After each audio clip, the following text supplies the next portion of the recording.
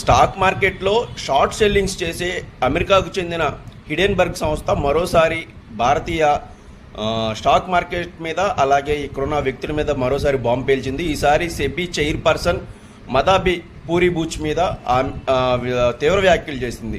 మొన్నటికి మొన్న అదానీ గ్రూపుల్లో బేభత్సమైన అవకతవకలు ఉన్నాయని, అదానీ గ్రూప్స్ అంత పటిష్టంగా ఏమీ లేవని, బయటకు కనిపించేంత పటిష్టంగా ఏమీ లేవని చెప్పిన ఈ సంస్థ మళ్ళీ అదే అదానీ గ్రూప్స్లో ఇటీవల వచ్చిన షార్ట్ సెల్లింగ్ సమయంలో మారిషస్ నుంచి వచ్చిన చాలా ఎక్కువ పెట్టుబడుల్లో బూచ్ గారి ప్రమేయం ఉందని, బూచ్ గారి ప్రమేయంతోనే అదానీ గ్రూపుల్లోకి భారీగా పెట్టుబడులు వచ్చాయని మరొకసారి కీలక వ్యాఖ్యలు చేసింది. అయితే హిడెన్బర్గ్ రిపోర్ట్స్ వల్ల భారీగా పడిపోయిన అదానీ స్టాక్స్ ఇప్పుడు మళ్ళీ పూర్తి స్థాయిలో కోలుకున్నాయి.